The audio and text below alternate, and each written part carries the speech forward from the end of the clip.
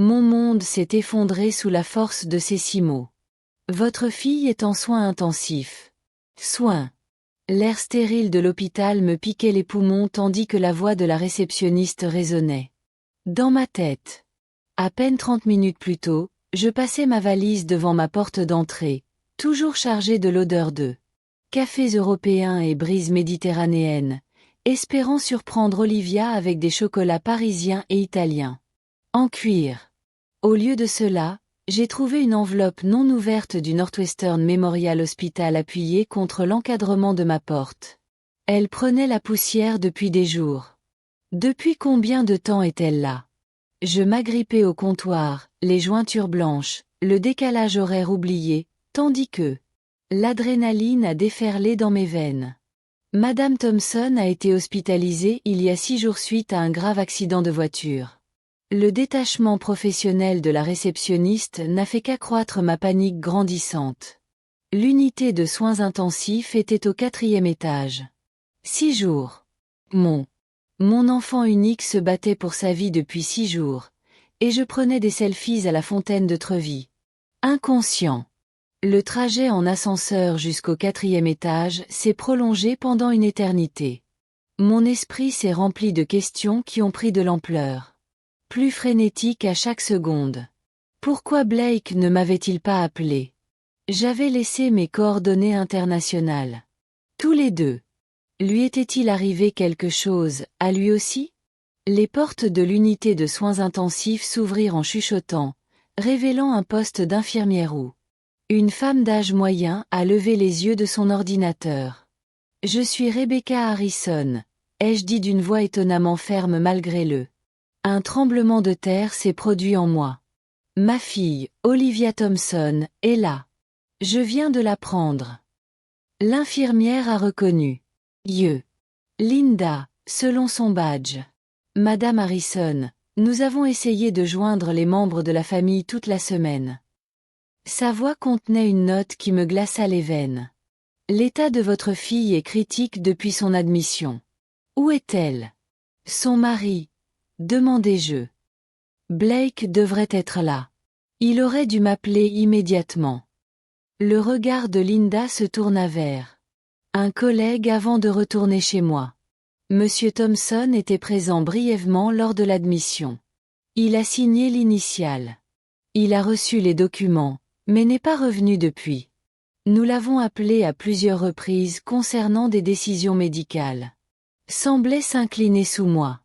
C'est impossible, murmurai-je, même si quelque chose de froid et de certain était déjà. Se forma dans mon ventre. Il ne la quitterait pas comme ça. L'expression de Linda resta neutre, mais ses yeux exprimaient une autre impression. Histoire. Le docteur Patel est le médecin traitant de votre fille. Il fera bientôt une visite pour discuter de son état. Veux-tu voir Olivia maintenant? J'ai hoché la tête, soudain terrifié par ce qui m'attendait. Je devrais te préparer. Linda m'a dit doucement en me conduisant dans le couloir. Elle a de graves blessures et est actuellement sous assistance respiratoire. Rien, ni son avertissement, ni mes décennies de sang-froid professionnel, ni les innombrables situations de gestion de crise que j'ai traversées au cours de ma carrière auraient pu me préparer à la vue qui m'attendait. Moi quand nous sommes entrés dans la chambre 412. Ma belle et vibrante Olivia était suspendue. Dans un réseau de technologie médicale. Des tubes serpentaient de sa bouche, ses bras disparaissant sous le mince tissu hospitalier. Couverture. Son visage, le visage que j'avais mémorisé depuis ses premiers instants de nouveau-né, était enflé au point d'être méconnaissable. Modelé avec des ecchymoses d'un violet profond. Un pansement chirurgical recouvrait le côté droit de sa tête, là où elles étaient clairement visibles. Opéré. Des plâtres enveloppaient son bras gauche et sa jambe droite, légèrement surélevés sur des oreillers.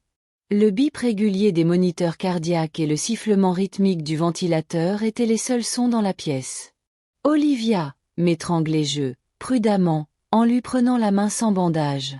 Sa peau. J'avais une sensation de fraîcheur sous les doigts. Rien à voir avec la fille chaleureuse et animée qui me serrait fort dans ses bras avant mes vacances. Je suis là, ma puce. Maman est là. Linda a vérifié plusieurs moniteurs pour un manque de pratique. Son état est stable depuis. Dernière 48 heures, ce qui est un signe positif. L'équipe de neurochirurgie a réussi. La pression intra-anale due à son traumatisme crânien a été réduite.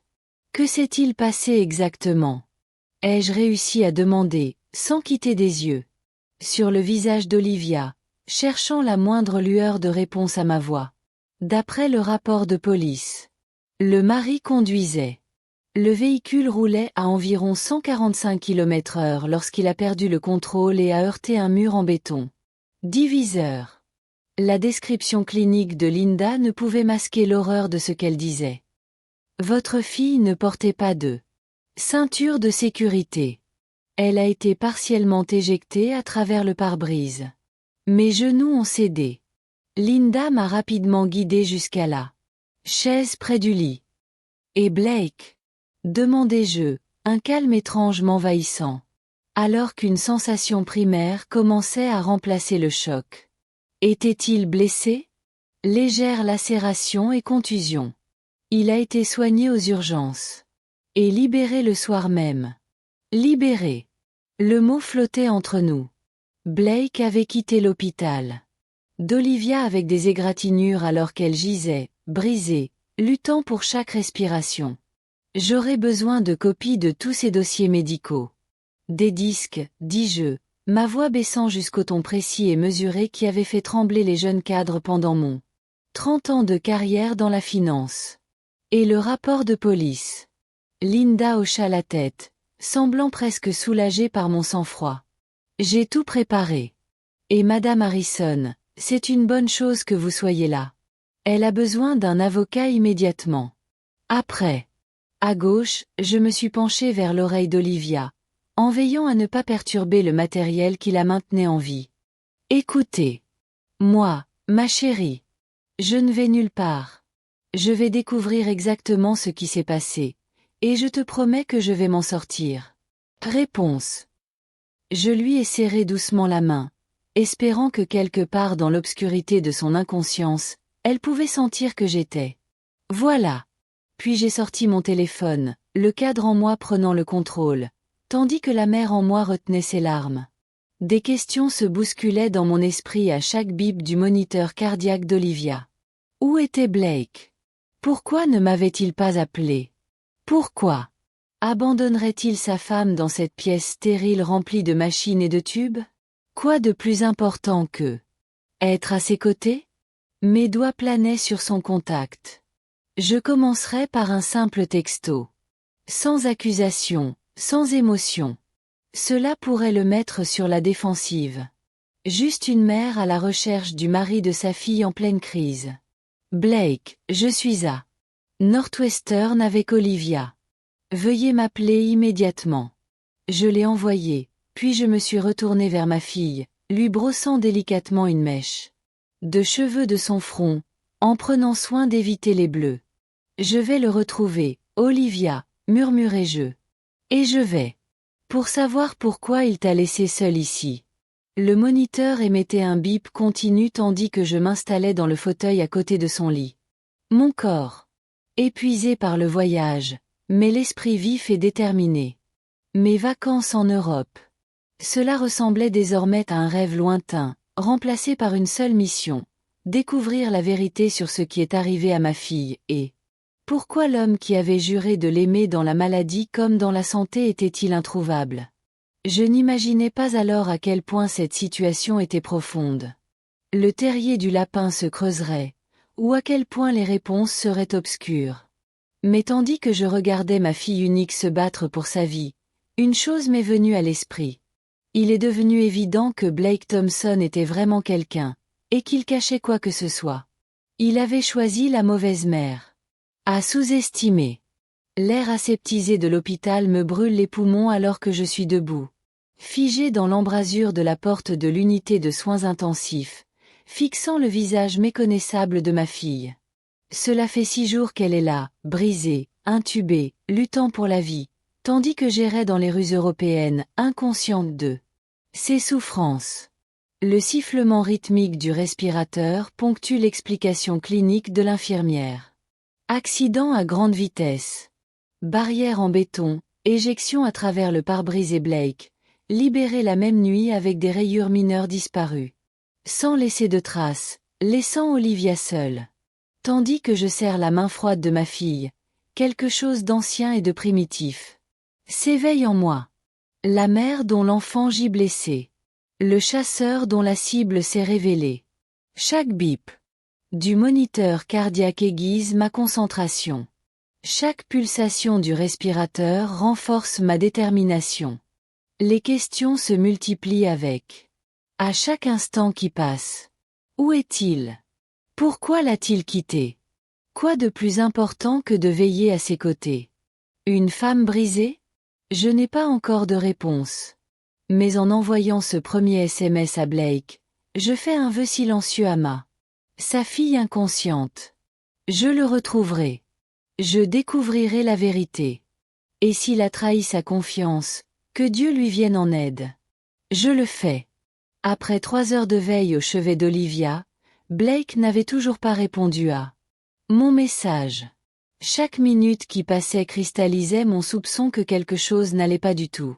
Le mari qui avait. J'ai promis en larmes de chérir ma fille dans la maladie et dans la santé il y a seulement 8 mois, mais je n'ai pas pu la joindre pendant. Elle luttait pour sa vie.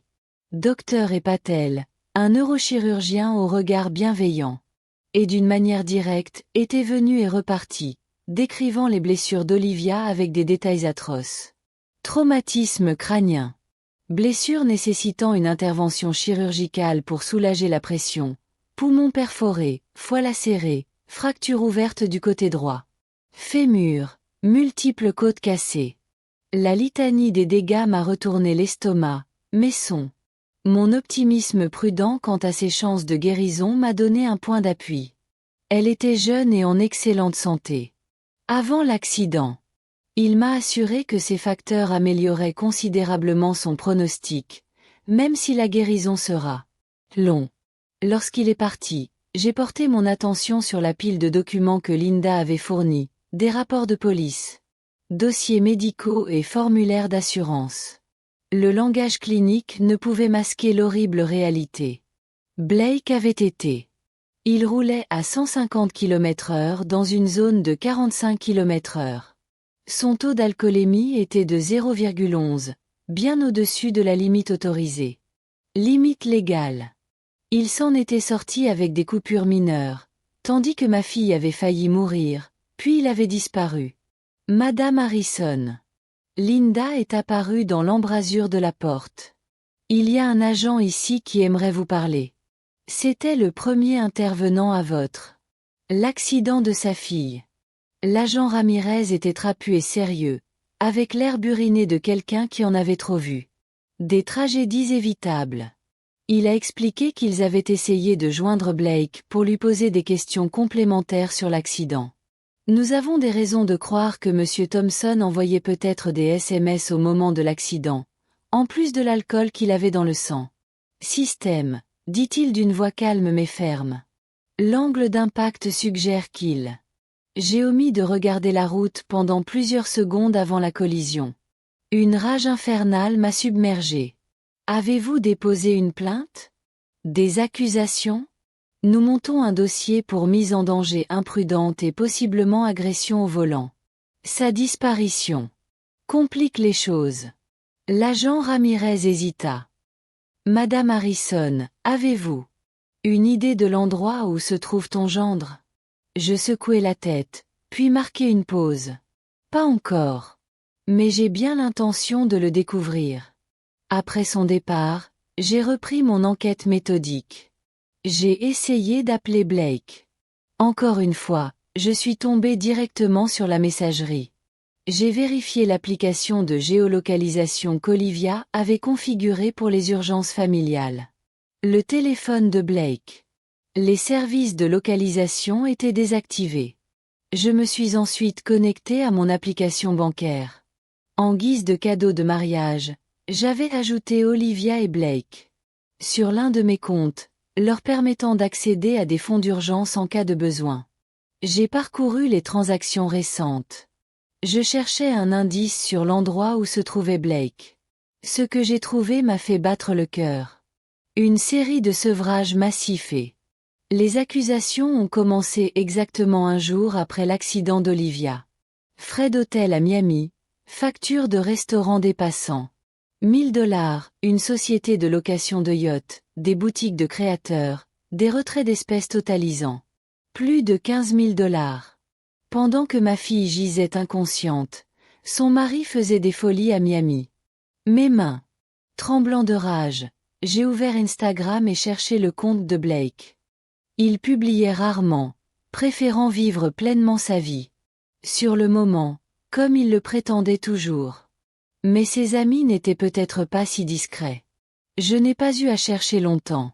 Blake avait été tagué sur plusieurs photos publiées quelques heures plus tôt par un certain Tran Lockwood. Les images montraient un yacht de luxe rempli de gens rieurs tenant des flûtes de champagne.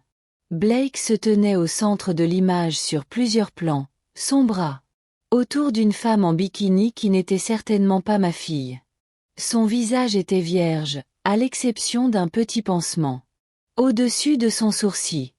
La seule trace visible de l'impact qui avait brisé le corps d'Olivia. La légende disait « Vivant. Le rêve avec les garçons. 3 jours et rien ne semble vouloir s'arrêter. La vie en yacht à Miami. Vivant. Béni. 3 jours. » Il avait fait la fête pendant 3 jours, tandis qu'Olivia luttait pour sa vie. J'ai zoomé sur les images. Étudié les détails avec une précision froide. Le nom du yacht était visible sur un plan. Profitez de l'instant présent. Le littoral de Miami servait de toile de fond. Sur une autre photo, Blake brandissait une bouteille de Dom Pérignon en riant face à l'objectif. À ce moment précis, quelque chose de fondamental s'est produit en moi. La mère inquiète qui cherchait la trace de sa fille disparue. Son mari a disparu, remplacé par la dirigeante stratégique qui avait bâti sa réputation sur le démantèlement des opposants qui. Je l'ai sous-estimé. J'ai pris mon téléphone et appelé mon banquier personnel, Timothy, qui a répondu malgré l'heure tardive. Rebecca, bon retour. Comment s'est passée l'Europe? Timothy, j'ai besoin d'aide d'urgence. J'intervins d'une voix d'un calme absolu. Je dois immédiatement geler tous les comptes auxquels Blake Thompson a accès. Carte de crédit. Compte, épargne, tout. Le ton de Timothy devint instantanément professionnel. Inquiétude. Bien sûr. Puis-je demander ce qui s'est passé? Ma fille est en soins intensifs après un accident de voiture où Blake conduisait en état d'ivresse. Il l'a abandonnée et dépense actuellement son argent sur un yacht à Miami avec une autre femme. Un silence stupéfait ne dura qu'un instant avant que le clavier de Timothy ne clique rapidement en arrière-plan. Je suis. Il met en œuvre les protocoles de sécurité dès maintenant.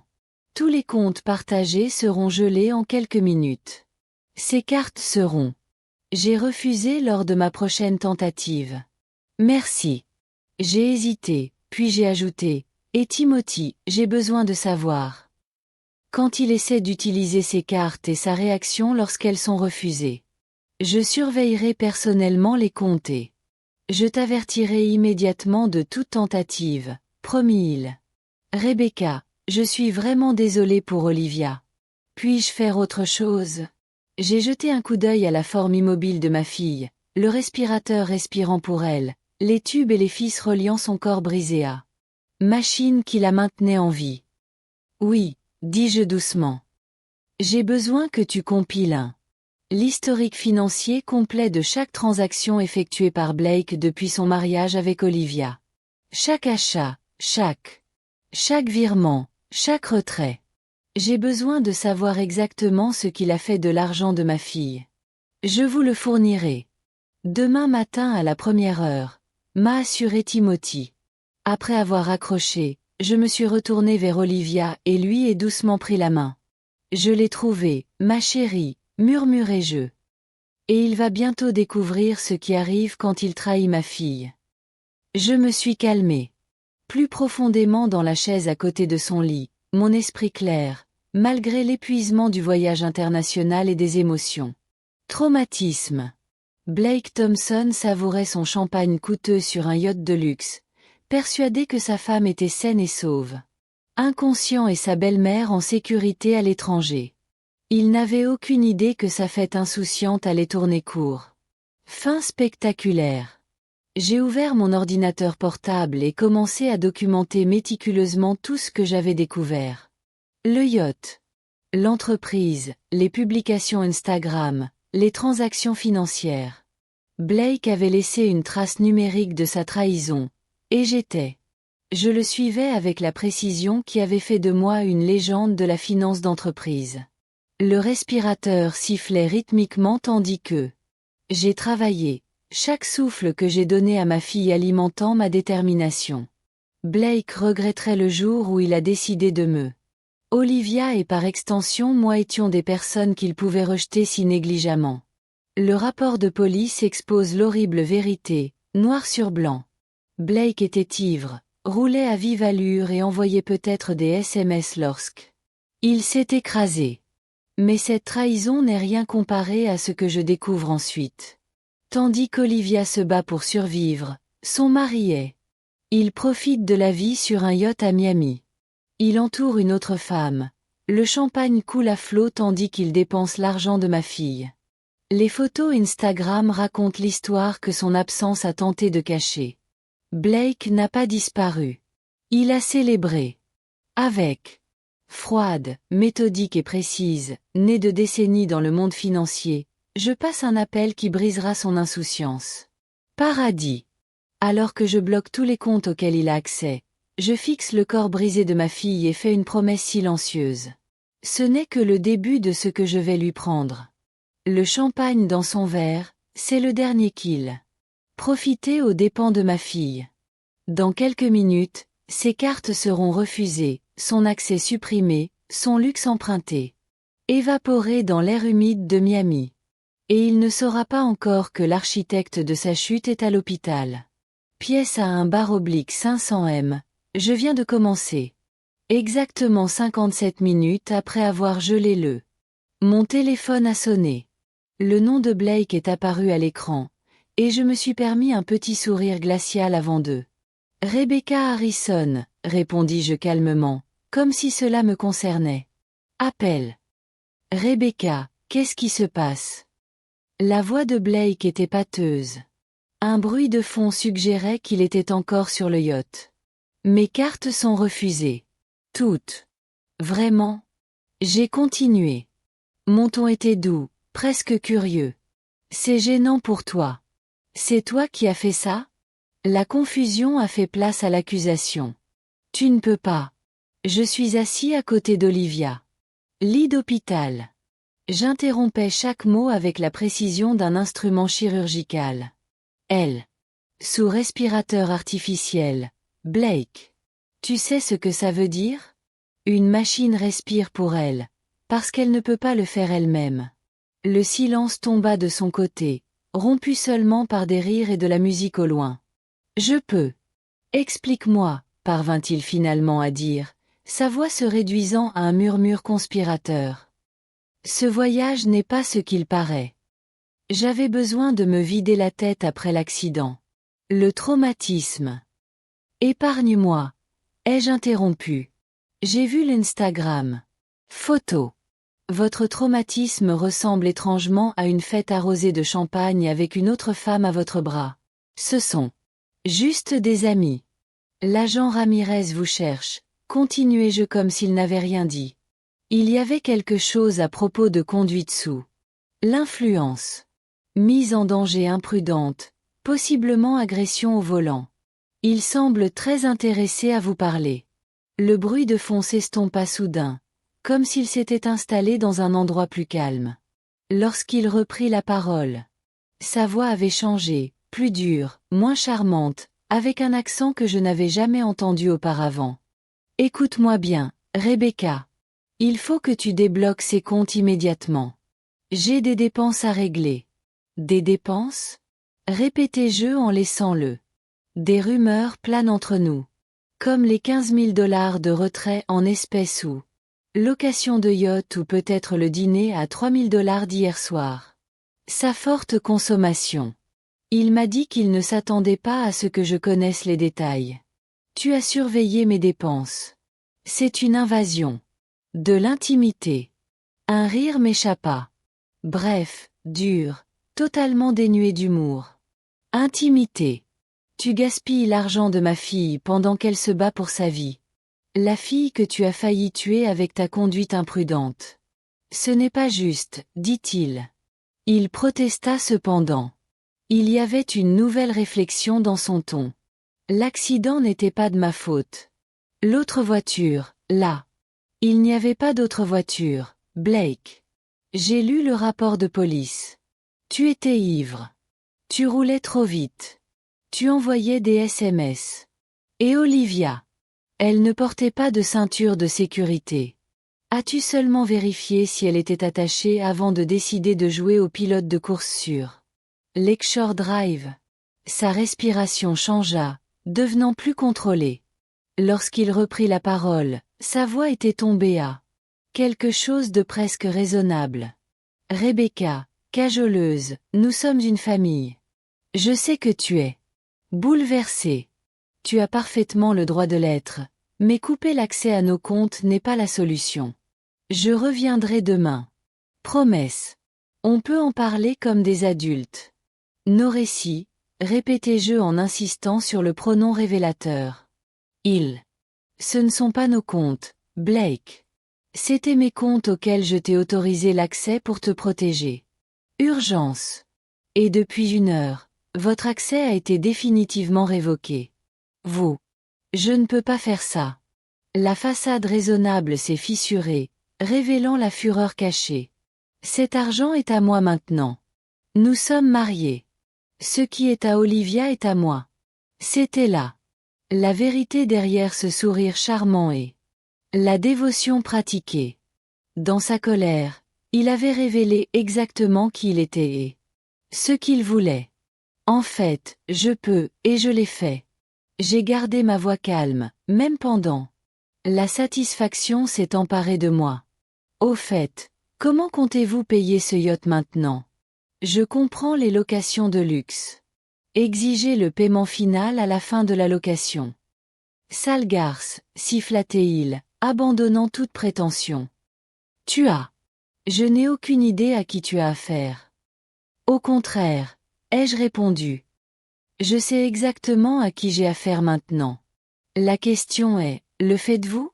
J'ai raccroché alors qu'il était en pleine tirade, puis j'ai mis mon téléphone en mode silencieux. Il a immédiatement recommencé à sonner. Me retournant vers Olivia, j'ai doucement lissé ses cheveux pour les dégager du chirurgien. Bandage. Votre mari a un sacré caractère quand il n'obtient pas ce qu'il veut, lui dis-je doucement.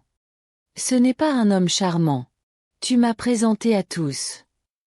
Linda est entrée avec des sacs de perfusion neufs, vérifiant les signes vitaux d'Olivia avec un efficacité. Tout est stable, a-t-elle indiqué. Son dernier scanner montre que la pression intra-anale continue de diminuer. Le docteur Patel fait preuve d'un optimisme prudent.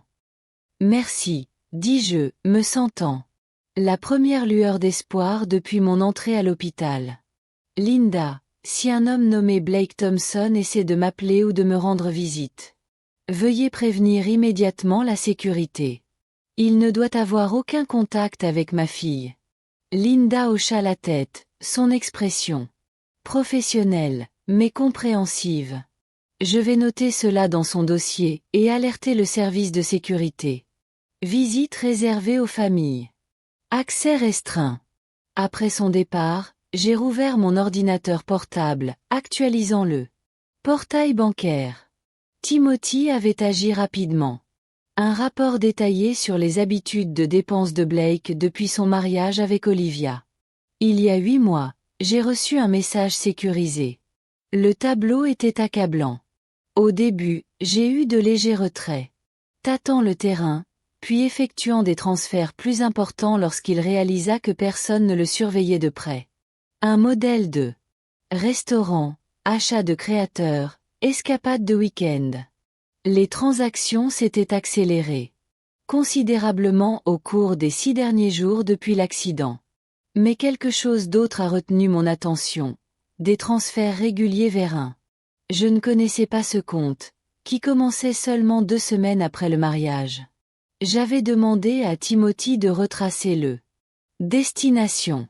Mon téléphone s'est allumé avec un SMS qui avait contourné le silence. Il venait de Timothy lui-même. Sécurité. Alerte. Blake Thompson tente de retirer de l'argent au distributeur automatique First National de Miami. Demande refusée. Tentatives multiples.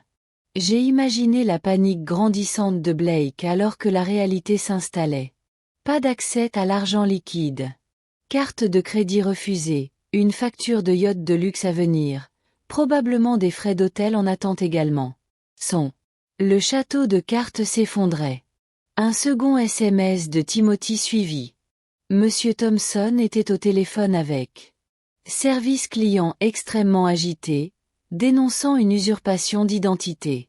Protocole. Maintien ferme.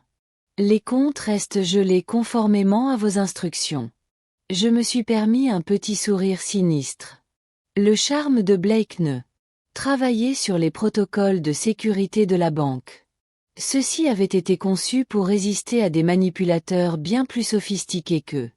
Mon ordinateur portable a sonné avec une notification par email. Un certain Tran Lockwood, celui-là même qui avait posté les photos du yacht. Je venais de taguer Blake dans une nouvelle vidéo sur Instagram. La curiosité a été piquée au vif. J'ai cliqué sur le lien. La vidéo a montré Blake dans ce qui semblait être la cabine principale du yacht, hurlant dans son téléphone, le visage déformé par la rage. Légende. Quand les cartes sont refusées et que la fête est terminée, quelqu'un est en difficulté. Eux s'effondrent sous le champagne. Problème. J'ai regardé, une satisfaction froide se répandant en moi alors que Blake lançait ce. Ne pouvait être décrit que comme une crise de colère. Lancer une coupe de champagne contre un mur pendant que celui qui filmait riait dans le. Au revoir, le mari dévoué, murmurai-je à Olivia. Tes amis documentent-on. Blake, c'est un effondrement total pour les réseaux sociaux. Ça n'a rien d'une bonne image. J'ai téléchargé la vidéo et je l'ai ajoutée à mon fichier grandissant de. J'ai ensuite envoyé un message rapide à l'agent Ramirez, l'informant que Blake Thompson pouvait être retrouvé sur un yacht. Appeler, saisir le moment présent, à Miami. Le ventilateur continuait son sifflement rythmique tandis que je m'installais confortablement dans mon fauteuil. À côté du lit d'Olivia. La première phase de ma réponse était terminée. J'ai coupé l'accès financier de Blake. La deuxième phase, conséquences juridiques, était désormais en marche, et je ne faisais que commencer. Le matin arriva au Northwestern Memorial avec le changement d'équipe des infirmières. Je somnolais par intermittence dans le fauteuil inclinable à côté du lit d'Olivia, me réveillant à chaque changement de le rythme de ses moniteurs, chaque entrée du personnel médical vérifiant ses constantes. Linda a terminé son service de nuit. Avec de douces nouvelles. Sa nuit a été stable. C'est positif. Surtout avec des lésions cérébrales. J'ai hoché la tête avec gratitude. Étirement des muscles raides qui protestaient contre la disposition inconfortable du sommeil. Des nouvelles sur le moment où il pourrait essayer de réduire la sédation. Le docteur Patel en parlera lors des visites. Les derniers scanners sont encourageants. Elle hésita, puis ajouta. L'agent Ramirez a appelé le poste des infirmières vers 5 heures du matin. Il vous a demandé de le contacter lorsque vous serez disponible. Mon téléphone avait accumulé des dizaines de notifications pendant la nuit, de multiples appels manqués de Blake, de plus en plus désespérés. Messages vocaux, SMS alternant menaces et supplications. Plusieurs alertes de Timothy détaillant la suite. Tentative d'accès au compte gelé et, plus intéressant encore, une série de notifications provenant des réseaux sociaux où l'accident de yacht de Blake avait pris une ampleur inattendue. Après s'être rafraîchi dans la salle de bain privée d'Olivia et Après avoir obtenu du café béni dans la salle des infirmières, j'ai appelé l'agent Ramirez. Madame Harrison, a-t-il répondu. Promptement. Je voulais vous tenir au courant de la situation de votre gendre. Vous l'avez trouvé? Demandai-je en entrant dans la couloir pour éviter de déranger Olivia. La police de Miami-Dade a contacté Monsieur Thompson hier soir à bord du yacht que vous identifiez. Ils n'ont pas pu l'arrêter immédiatement en raison des procédures juridictionnelles, mais ils l'ont fait. Je lui ai dit catégoriquement qu'il était recherché à Chicago pour interrogatoire, donc il était toujours libre pour l'instant. Mais il y a eu un développement. La voix de Ramirez prit une note de satisfaction. Il semble que M. Thompson n'a pas pu payer sa location de yacht. Lorsque la société a tenté de traiter sa carte pour le paiement final. Ce matin, elle a été refusée. Tous ces autres moyens de paiement ont également été rejetés. Je me suis permis une petit sourire. Quel malheur pour lui. La compagnie charter a porté plainte pour vol de service. Miami. Le rendez-vous le recherche activement, car il aurait quitté la marina pendant la nuit. Il est donc sûr. J'ai conclu qu'il semblerait. Nous avons donc signalé son passeport au cas où il tenterait de quitter le pays, même si cela paraît peu probable compte tenu de sa situation financière. Ramirez marqua une pause. Madame Harrison, je devrais. Attention, les personnes dans sa situation tentent souvent de contacter leur famille pour obtenir de l'aide. S'ils les contactent, je l'ai déjà informé à plusieurs reprises. Je n'ai aucune intention de l'aider à se soustraire à ses responsabilités. Après avoir terminé. Après l'appel, je suis retourné au chevet d'Olivia, la mettant au courant des derniers développements, comme je l'avais fait. Depuis mon arrivée. Les infirmières m'avaient encouragé à lui parler normalement, m'expliquant que de nombreux patients dans le coma plus tard ont déclaré avoir eu conscience de conversations pendant leur inconscience. Votre mari passe une très mauvaise matinée. Ma chérie, lui ai-je dit en lui tenant doucement la main indemne. Il s'avère que les yachts de luxe sont payants. Qui l'eût cru? Docteur. Patel est arrivé pour sa visite matinale, apportant des nouvelles prudemment optimistes. Les derniers scanners cérébraux d'Olivia ont montré. L'édème s'est atténué. Si l'amélioration persiste, il prévoit de commencer à réduire sa sédation demain pour l'évaluer. Fonction neurologique. La guérison des traumatismes crâniens est rarement linéaire, a-t-il averti. Nous devons nous préparer. Un long chemin à parcourir, avec des échecs potentiels. Je comprends, lui ai-je assuré. Je ne vais nulle part. Après son départ, j'ai ouvert mon ordinateur portable pour consulter le rapport de Timothy. Il avait réussi à remonter la piste du compte mystère et à recevoir des transferts réguliers de Blake. Il appartenait à une certaine Jennifer Sanderson de Tampa, en Floride. Son nom ne voulait rien dire pour moi, mais une recherche rapide sur les réseaux sociaux a révélé une superbe brune d'une trentaine d'années dont la profession était répertoriée comme consultante en bien-être et coach lifestyle.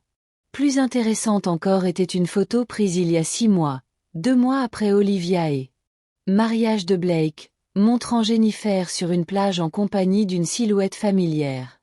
La légende disait « Escapade de week-end avec mon amour secret rendez-vous ». Le visage de l'homme n'était pas visible, juste son dos alors qu'il.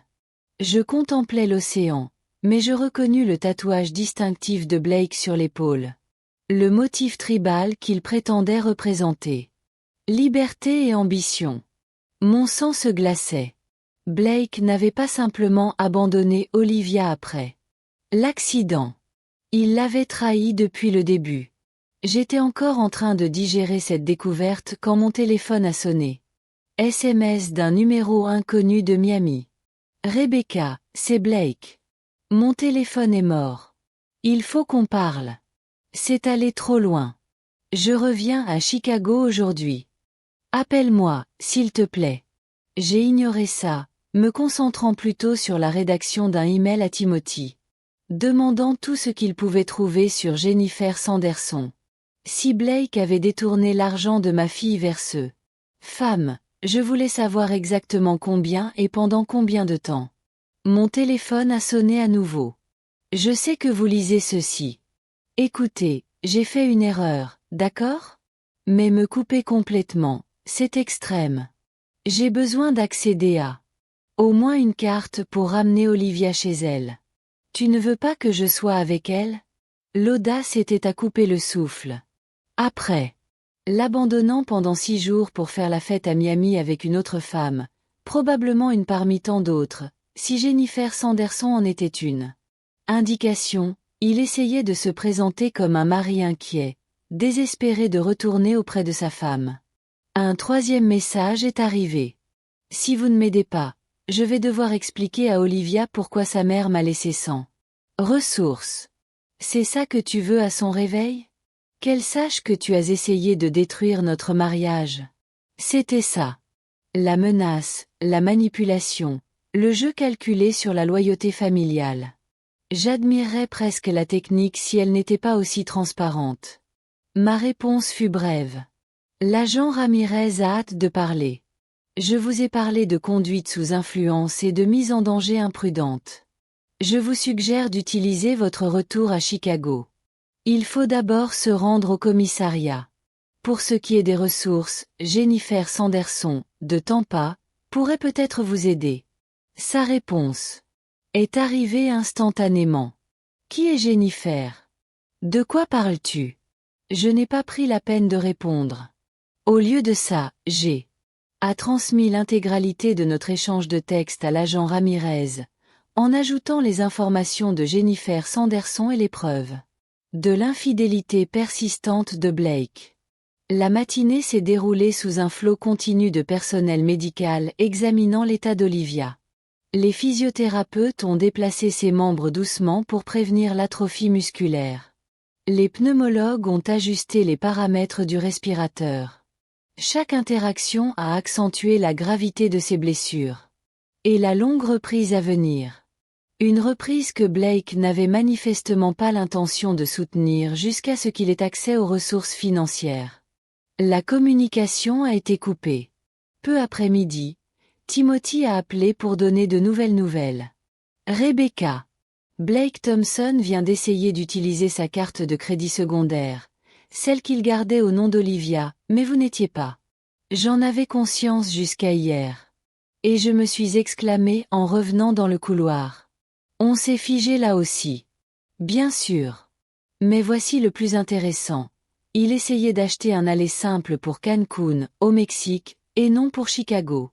Voilà pour son message sur son retour précipité auprès d'Olivia. Peux-tu m'envoyer les détails? C'est déjà fait.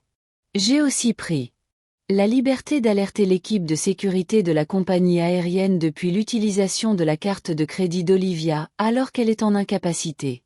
Constitue une fraude potentielle. Merci, Timothy, dis-je, sincère reconnaissance. Ma voix. Tu as dépassé toutes mes attentes. C'est le moins que je puisse faire. Ma sœur est partie.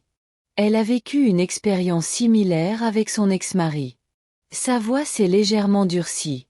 Les hommes qui abusent des femmes méritent tout ce qui leur arrive.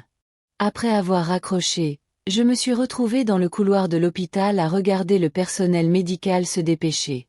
Passé. Blake n'était pas seulement un mari négligent qui avait commis une terrible erreur. Il tentait activement de fuir le. J'ai utilisé le crédit de ma fille pour échapper aux conséquences de sa mort imminente. Mon téléphone vibrait. Avec un autre message de Blake. Celui-ci revient aux menaces. Tu as commis une grave erreur. J'ai le droit de. Cet argent, c'est le mari d'Olivia. Mon avocat va te détruire pour cette ingérence financière. J'ai souri d'un air sombre. Au cours de mes 30 ans de carrière dans la finance, j'ai affronté des raideurs d'entreprise et des OPA hostiles de la part d'hommes. Bien plus puissants et sophistiqués que Blake Thompson, ses prises de position juridiques étaient aussi vaines que ses promesses à Olivia. En retournant dans la chambre de ma fille, j'ai trouvé Linda qui s'apprêtait à terminer son service. Le docteur Patel a prescrit un autre scanner pour l'après-midi. M'informa-t-elle. Si les résultats continuent de s'améliorer, ils commenceront à sevrer la sédation. Demain matin. Merci pour tout, Linda, dis-je sincèrement. Tes soins pour Olivia ont été extraordinaires. Après son départ, je me suis réinstallée à côté de ma fille, lui prenant doucement la main. J'apprends des vérités difficiles à dire sur ton mari, ma chérie, lui dis-je doucement. Mais ne t'inquiète pas, je m'en occupe. Au moment où tu te réveilleras, tu seras protégé de tout ce qu'il pourrait essayer ensuite. Le respirateur continua son rythme régulier tandis que j'ouvrais à nouveau mon ordinateur portable, me préparant à la prochaine phase de démantèlement minutieux de Blake Thompson. Façade construite. Le 3e jour de ma veillée à l'hôpital a apporté le premier véritable changement dans l'état d'Olivia. Dr Patel et son équipe ont commencé le processus minutieux de réduction de sa sédation, en surveillant les signes de réponse neurologique au fur et à mesure que les puissants médicaments ont lentement disparu de son organisme. Cela prendra du temps, a-t-il averti en examinant la pupille de sa pupille. Réaction à la lumière. Le cerveau s'éveille progressivement après un traumatisme. Ne vous attendez pas à une prise de conscience immédiate, ai-je acquiescé.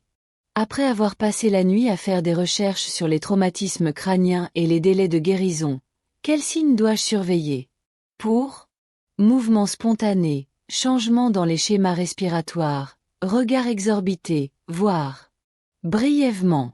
Signaler immédiatement toute anomalie? Tout au long de la matinée, j'ai partagé mon attention entre Olivia et les preuves contre Blake s'accumulaient de plus en plus. Timothy avait dépassé mes attentes en me fournissant une analyse complète. Dossier dressant un portrait inquiétant de l'homme que ma fille avait épousé. La situation financière de Blake Thompson. La trahison allait bien au-delà de la frénésie de dépenses post-accident. Pendant les 8 mois de leur mariage, il avait été détournant systématiquement l'argent de leur compte joint. Petit transfert au début, testant les limites, établissant des schémas, puis des quantités de plus en plus importantes à mesure que sa confiance grandissait. Jennifer Sanderson n'était pas son seul côté. Relation.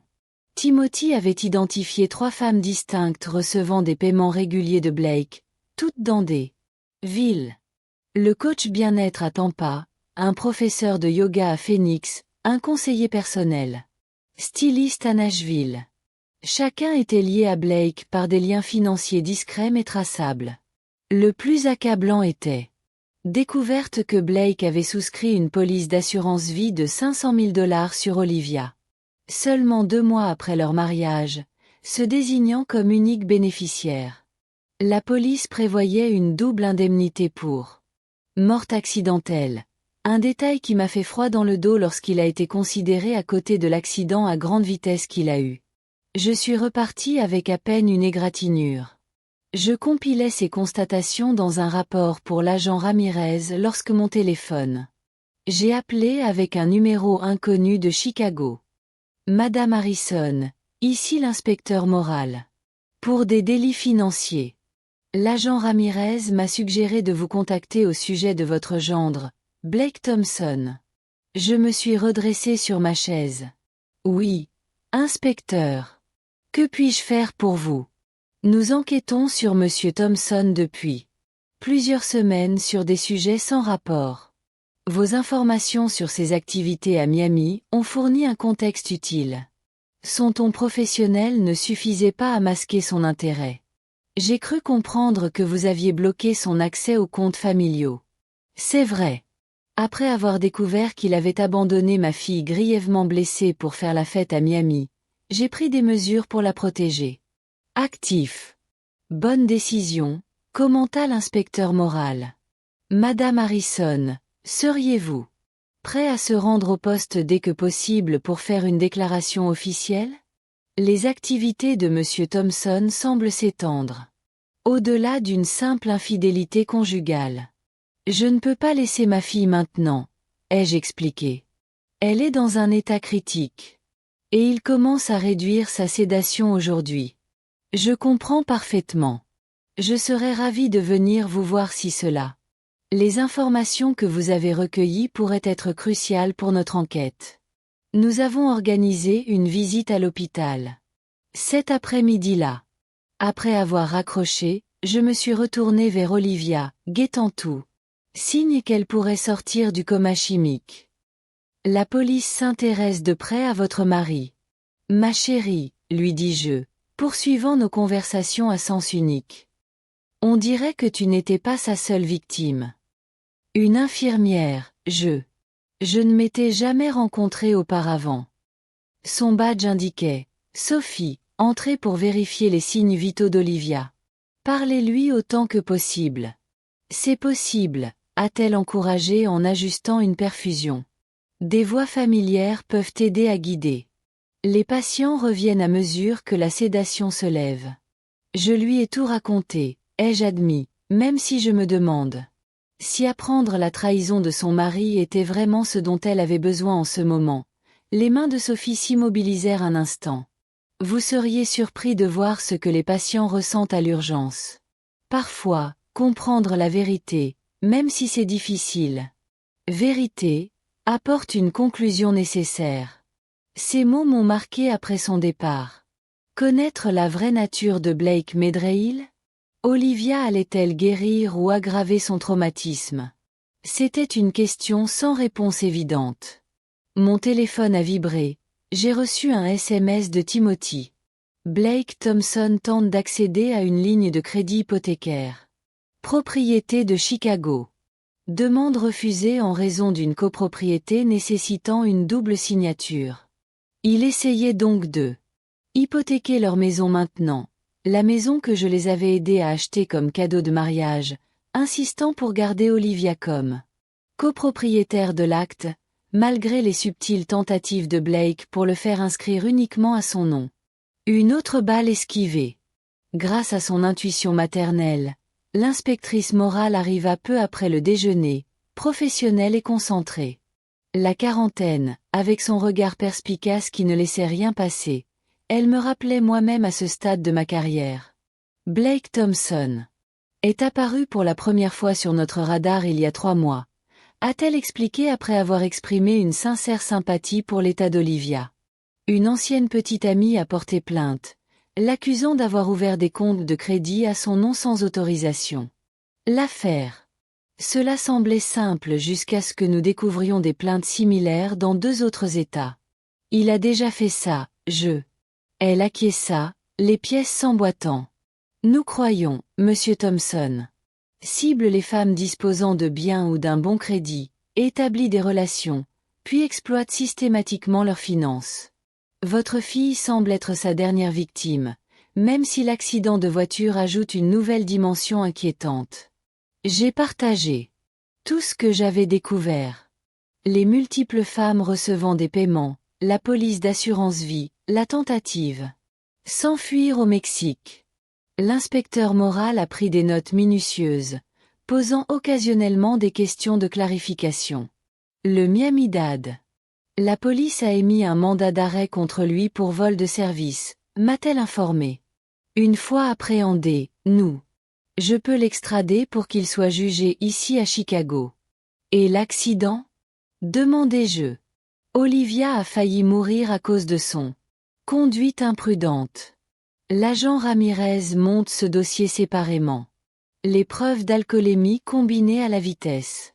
Et les textos constituent un fondement solide pour des accusations graves. Elle hésita. Madame Harrison, compte tenu de la police d'assurance vie et du comportement habituel, enquêtait également pour savoir si l'accident c'était tout à fait accidentel. L'implication flottait entre nous. Blake avait délibérément provoqué l'accident, espérant toucher l'assurance d'Olivia. L'idée était presque trop monstrueuse pour. Réfléchis. Tu crois qu'il a essayé de la tuer? Dis-je sèchement. Nous explorons toutes les pistes, répondit l'inspecteur moral. Soigneusement. La politique, son abandon immédiat des lieux, sa tentative de fuite du pays. Ces éléments soulèvent de graves Question. Après son départ, je me suis assis à côté d'Olivia, réfléchissant à cette sombre possibilité. Le respirateur continuait. Son rythme régulier, bien que les médecins aient ajusté les paramètres alors qu'ils surveillaient sa capacité à initier. Il respire seul. Je savais que quelque chose clochait chez lui depuis le début, lui dis-je doucement. Mais je n'aurais jamais imaginé. Quelque chose comme ça. Je suis vraiment désolée de ne pas t'avoir mieux protégé. Un léger mouvement des doigts d'Olivia contre les miens. Mon cœur battait la chamade. J'observais attentivement, me demandant si je l'avais imaginé quand cela se reproduisait. Un événement certain, si. Faible, pression sur ma main. Olivia. Je me suis penchée plus près, serrant sa main. Doucement. Tu m'entends, ma chérie? Je n'ai pas eu d'autre réponse, mais j'ai immédiatement alerté l'équipe médicale. Le docteur Patel a confirmé qu'il s'agissait d'un signe positif, tout en mettant en garde contre les espoirs excessifs. C'est trop tôt. Le chemin du retour après une lésion cérébrale se mesure en petites victoires, m'a-t-il rappelé. C'est bon signe, mais la patience reste essentielle. Ce soir-là, alors que je me préparais à une nouvelle nuit dans le fauteuil inclinable inconfortable, mon téléphone. J'ai appelé avec un numéro que je ne connaissais pas. Pensant que cela pouvait être lié à l'enquête, j'ai répondu. Harrison. Une voix de femme hésitante se fit entendre. Tu ne me connais pas, mais je crois qu'il faut qu'on parle de Blake Thompson. Qui est-ce? Demandai-je, immédiatement alerte. Je m'appelle Melissa Winters. J'étais fiancée à Blake, il y a 2 ans, avant qu'il ne rencontre votre fille.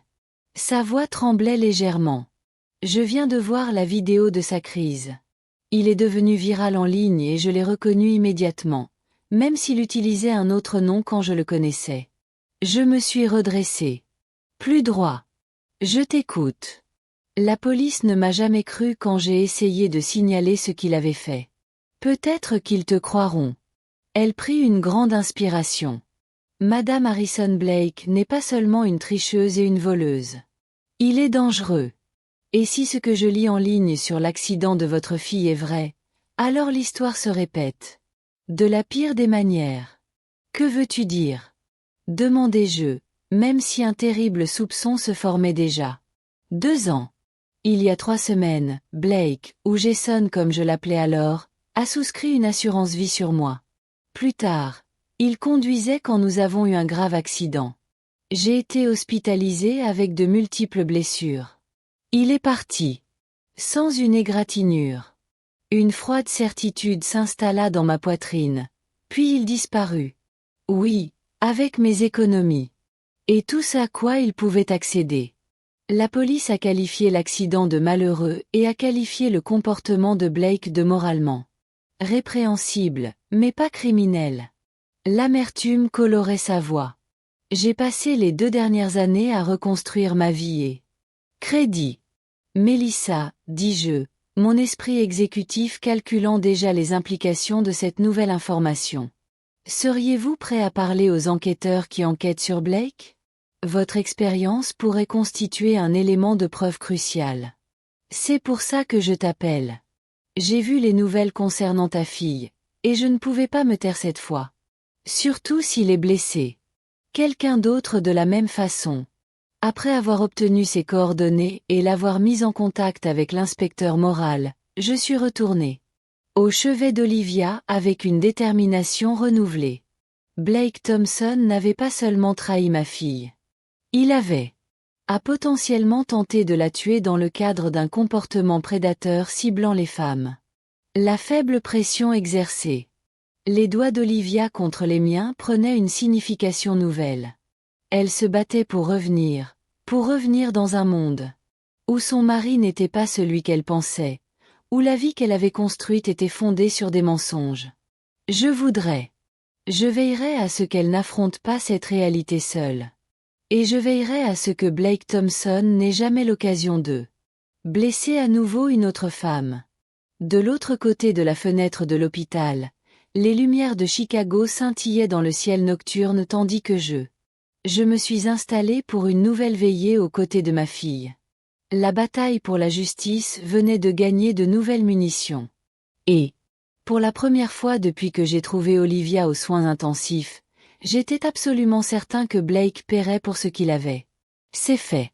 Pas seulement pour Olivia, mais pour toutes les femmes dont il a systématiquement détruit la vie. Serre-moi la main si tu peux. Écoute-moi bien, Olivia. 5 jours après mon retour, les paupières de ma fille ont cligné en entendant ma voix. L'équipe médicale avait progressivement réduit sa sédation et les signes de conscience avaient augmenté. Petit mouvement. Changement dans les schémas respiratoires. Et maintenant cette réponse délibérée aux commandes verbales. Le docteur Patel a observé avec optimisme mesuré tandis que les doigts d'Olivia se contractaient faiblement autour des miens. Excellent, nota-t-il, ajoutant une entrée dans son dossier. Un mouvement intentionnel est un indicateur très positif. Nous procéderons au retrait du respirateur aujourd'hui si les paramètres respiratoires restent stables. L'émotion m'a presque submergé. Après des jours d'incertitude, regardez. Les machines respirent pour mon enfant. Ce simple geste, me serrer la main, me semblait miraculeux. Alors que le médecin partait, mon téléphone vibra et reçut un message de l'inspecteur moral. Thompson était localisé et placé en détention. À Key West, tentant d'embarquer sur un bateau privé pour les Bahamas, il est détenu à Miami. Dad inculpe d'abord, puis extrade vers Chicago. Je vous tiendrai au courant lorsque le transfert sera programmé. La fuite désespérée de Blake avait terminé. Après l'incident du yacht et le gel du crédit, il avait apparemment convaincu quelqu'un de le conduire à Key West, où il avait tenté de soudoyer le capitaine d'un bateau de pêche pour qu'il l'emmène aux Bahamas. Le capitaine, le reconnaissant. D'après les informations relayées par la vidéo virale, j'avais alerté les autorités. Ils l'ont attrapé, Olivia, ai-je dit. Elle, poursuivant nos conversations à sens unique qui semblaient désormais de plus en plus susceptibles d'être entendues. Blake. Je ne te ferai plus de mal, ni à personne d'autre. Tout au long de la journée, Olivia a montré de nouveaux signes de reprise de conscience. Le soir, l'équipe respiratoire a réussi à retirer le respirateur, le remplaçant par de l'oxygène supplémentaire. Administré par canule nasale. L'avoir respiré de façon autonome pour la première fois depuis près de 2 semaines m'a apporté les larmes aux yeux. Cette nuit-là, alors que je somnolais dans le fauteuil à côté de son lit, un cheval. Un murmure m'a réveillé. Maman. Je me suis redressée brusquement et j'ai trouvé les yeux d'Olivia ouverts, confus. Mais j'en étais parfaitement conscient. Le moment tant attendu était arrivé avec une soudaineté stupéfiante. Je suis là. Ma chérie, dis-je en lui prenant doucement la main. Tu es à l'hôpital. Tu es inconsciente depuis presque 2 semaines. Ses sourcils se froncèrent sous l'effort. Accident. Oui, la voiture a eu un accident. Tu te souviens de quelque chose? Elle ferma la porte. La fatigue était évidente même après ce bref échange. Blake conduisait vite. Ils se disputaient, puis plus rien. Ils s'étaient disputés. Une autre pièce du puzzle s'est mise en place. Repose-toi maintenant, ai-je apaisé. J'appuie sur le bouton d'appel de l'infirmière. J'arrive à ton réveil. Tandis que le personnel médical accourait pour l'examiner. Au réveil, je suis entré dans le couloir. L'émotion a finalement submergé mon sang-froid soigneusement conservé. Ma fille était de retour. Le chemin vers la guérison était encore long, mais cette première étape cruciale m'a rempli d'un regain d'énergie. Détermination. Blake Thompson aurait pu prendre beaucoup de choses à Olivia, mais il ne lui prendrait pas son avenir. Pas tant que je. J'avais mon mot à dire. J'ai envoyé un SMS à l'inspecteur moral pour lui donner des nouvelles. Olivia était réveillée et parlait. Elle se souvient. Je me suis disputée avec Blake avant l'accident. Je vous tiendrai au courant dès qu'elle aura retrouvé ses souvenirs. Sa réponse est arrivée rapidement. Excellente nouvelle. Sur les 2 chefs d'accusation. Thompson est actuellement jugé à Miami. Les preuves s'accumulent chaque jour. À bientôt. Justice allait être rendue et Olivia était réveillée pour la voir. Il a dit que je le retenais. 3 jours plus tard. Reprenant connaissance, la voix d'Olivia était plus forte, quoique encore rauque à cause de l'intubation. Nous étions assis dans son hôpital. Chambre, maintenant modifiée pour son état en amélioration, la tête du lit surélevée, moins de fils de surveillance, physiothérapie. Équipement, prête pour le début de sa longue rééducation.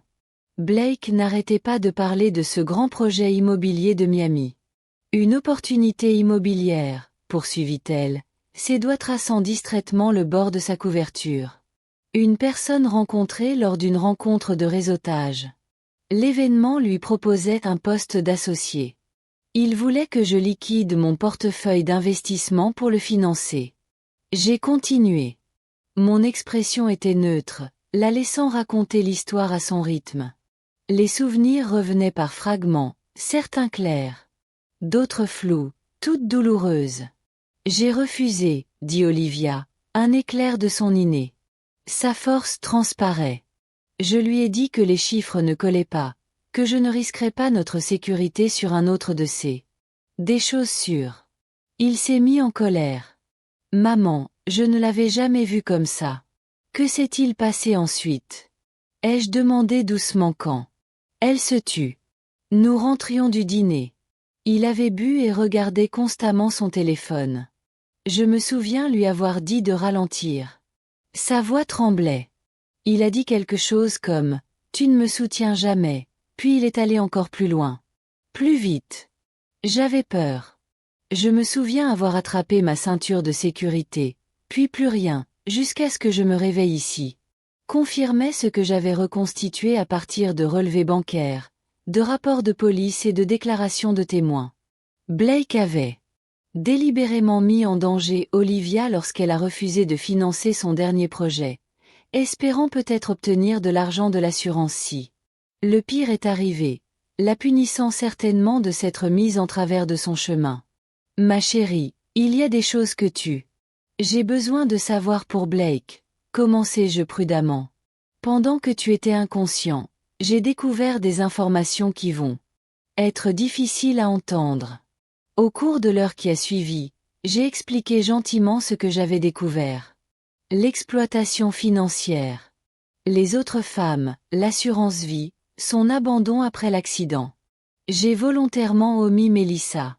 L'expérience de Winter pour l'instant, ne voulant pas l'accabler avec la suggestion que l'accident aurait pu être intentionnel. Olivia écoutait en silence, les larmes coulant sur son visage. Quand après avoir terminé, elle regarda par la fenêtre pendant de longs moments. Je me sens tellement stupide, murmura-t-elle finalement. Comment as-tu fait? Je ne vois rien de tout ça? Tu n'es pas stupide, ai-je rétorqué fermement. Blake est un manipulateur expérimenté. Il a déjà fait ça, en ciblant des femmes prospères pour en tirer un profit financier. Mais j'aurais dû m'en douter. Les signes étaient là, voyage d'affaires mystérieux, dépenses inexpliquées, résistance aux décisions financières. Transparence. Elle baissa les yeux sur son corps blessé, toujours enveloppé de plâtre et de bandages. Je suppose que j'en paie le prix. Pour cette cécité maintenant. Non, j'ai pris sa main indemne. Tu n'es pas responsable de. Il devra répondre de ses actes. Blake a été arrêté en Floride. Il fait face à de multiples accusations. Ici à Chicago, notamment pour mise en danger imprudente et fraude financière. Une ombre traversa son visage. Il va probablement. Il s'en sort par le charme. Il est très convaincant quand il le veut. Pas cette fois, lui ai-je assuré, lui permettant une petite sourire sinistre. Je m'en suis assuré. J'ai expliqué les preuves que j'avais rassemblées, l'enquête policière, et les protections financières que j'avais mises en place. Pour la première fois depuis mon réveil, un léger soulagement s'estompa. L'expression d'Olivia. Merci d'être là, dit-elle doucement. Pour avoir géré ça. Tout ce que je pouvais faire, même si je ne pouvais pas. C'est ce que font les mères, répondis-je simplement.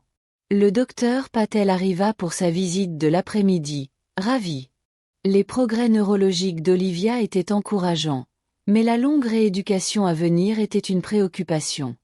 La kinésithérapie allait débuter. Demain.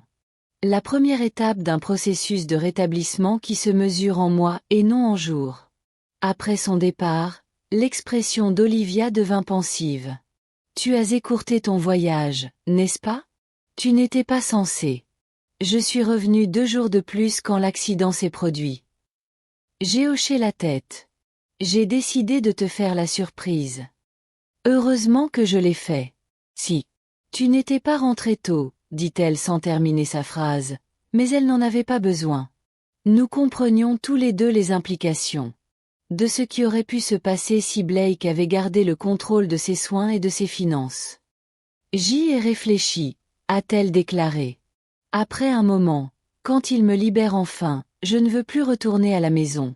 Trop de souvenirs là-bas. Tu resteras avec moi, lui ai-je assuré. J'ai déjà commencé à préparer la suite d'invités au rez-de-chaussée. Alors tu n'aurais pas à monter les escaliers pendant ma convalescence.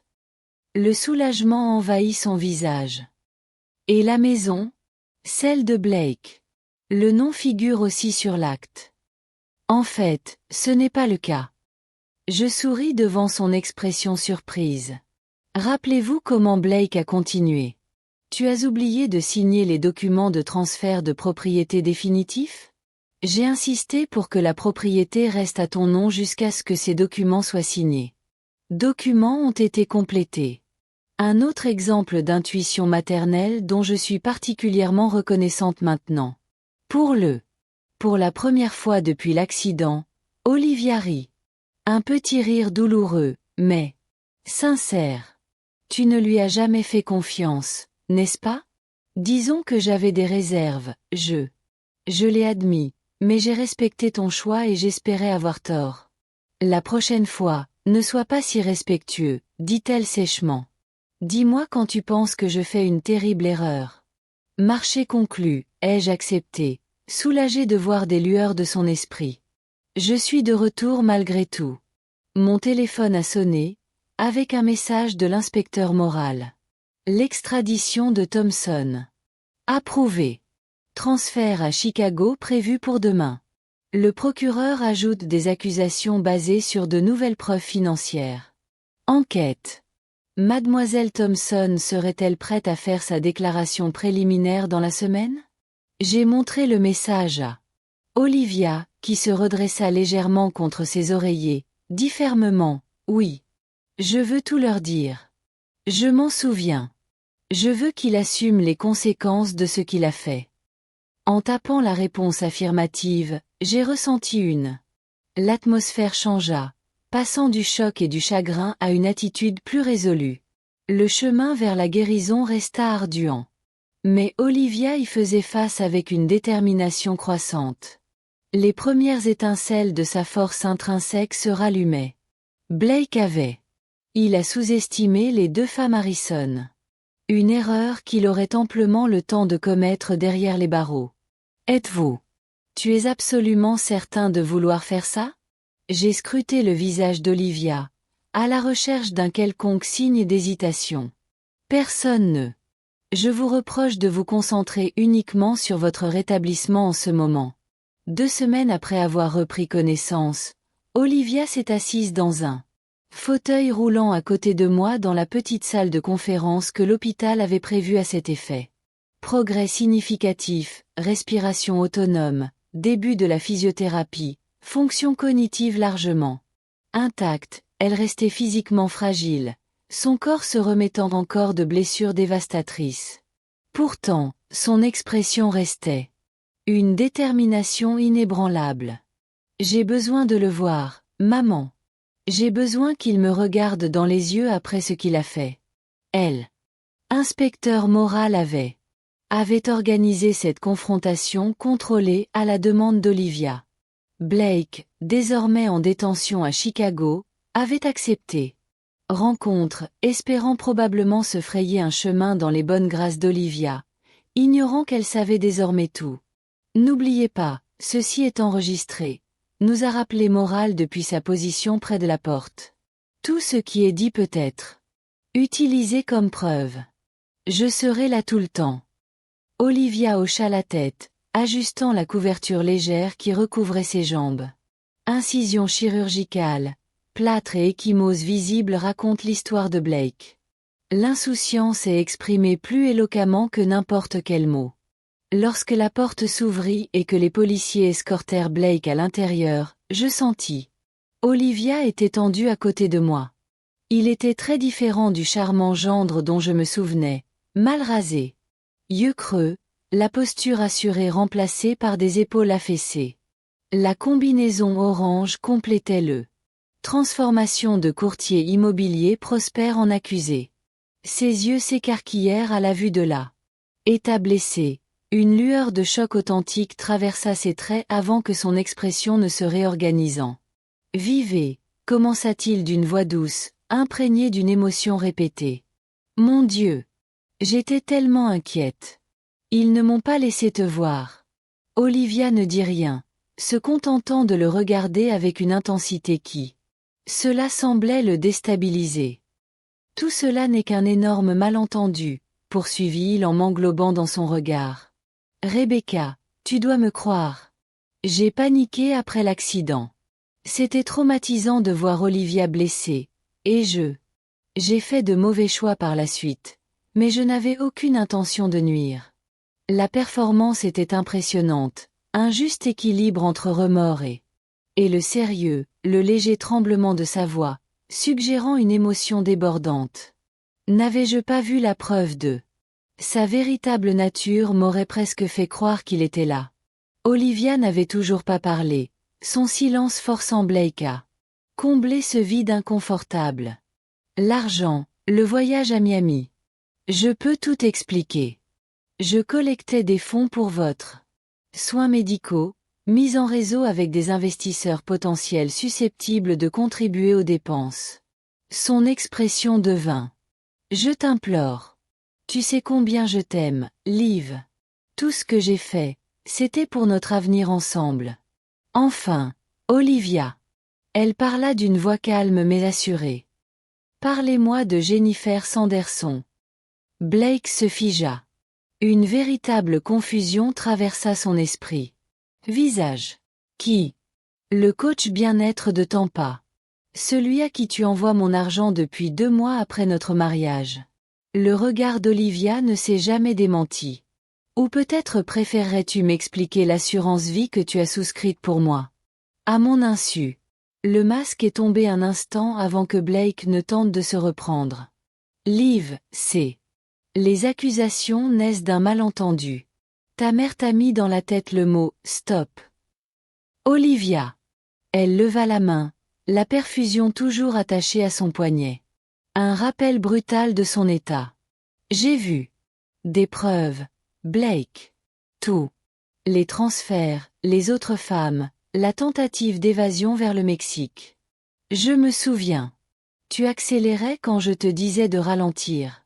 Je me souviens que tu regardais ton téléphone au lieu de regarder la route. Le semblant d'innocence a complètement disparu, remplacé par un calcul froid lorsque Blake a réalisé que la performance n'était pas. Il travaillait. Son regard se posa sur l'inspecteur Moral, puis revint sur Olivia. Vous avez. Je n'ai aucune idée de ce que tu fais, dit-il, la voix durcie. Sans moi, tu es. Rien. Olivia sourit alors, un petit sourire entendu qui sembla la déstabiliser. Blake plus que toute autre accusation. Non, Blake. Sans toi, je suis en sécurité, et tu es. Elle fit un signe de tête à l'inspecteur Moral, lui indiquant qu'elle en avait assez entendu. Les policiers se sont avancés pour escorter Blake, qui s'est retourné, le désespoir remplaçant la réflexion. Olivia, s'il te plaît, on peut travailler. Tout ce que j'ai fait, je l'ai fait pour nous. Mais Olivia s'était déjà détournée. Ses yeux rencontrèrent les miens avec un triomphe silencieux, malgré les larmes qui s'accumulaient. Elle avait affronté son traître et elle en est ressortie plus forte, marquant ainsi sa première victoire significative dans son cheminement vers la guérison physique et émotionnelle. La porte se refermant derrière Blake, je serrai doucement la main de ma fille. Aucun mot n'était nécessaire. Nous comprenions toutes les deux ce qui s'était passé. C'est arrivé. Olivia avait repris son pouvoir à l'homme qui avait tenté de la détruire. Et c'était juste le début. Plus que 5 pas. Olivia. Tu t'en sors très bien. 3 mois après l'accident, ma salle à manger était transformée en centre de kinésithérapie improvisée. Des tapis d'exercice recouvraient le parquet. Des bandes de résistance suspendues aux poignées de porte et un ensemble de barres parallèles installées par des professionnels dominaient l'espace où se trouvait mon antiquité. Une table en acajou avait autrefois été dressée. Olivia agrippait fermement les barreaux, la sueur perlant sur son front tandis qu'elle forçait sa main à son corps en voie de guérison. Chaque pas représentait une petite victoire contre les blessures qui avaient failli la tuer. La vie. Le fauteuil roulant était vide au bout des barreaux, un rappel du chemin parcouru et du chemin qui lui restait à parcourir. La dernière, encourageait Megan, la kinésithérapeute qui venait à notre domicile 3 fois par semaine. Persévère. Avec un grognement déterminé, Olivia termina la dernière marche, puis s'affaissa légèrement contre les barreaux. Terminé, dit-elle. Annoncé, son triomphe évident malgré son épuisement. C'est 2 de plus qu'hier, nota Megan en inscrivant dans son carnet de traitement. Ton endurance s'améliore vraiment.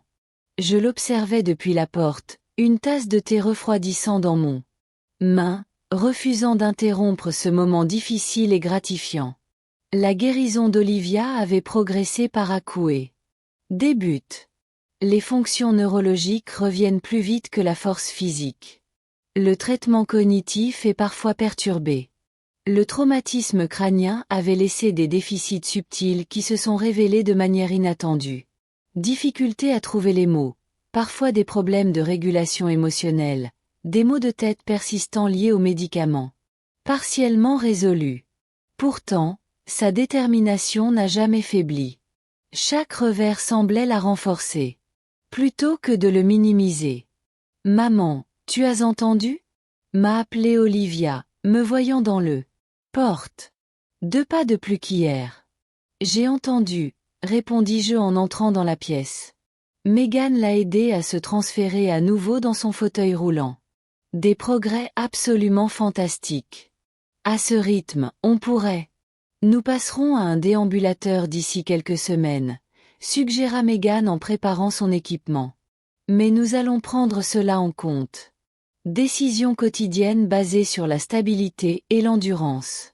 Après le départ du thérapeute, j'ai emmené Olivia en fauteuil roulant jusqu'à la cuisine pour déjeuner.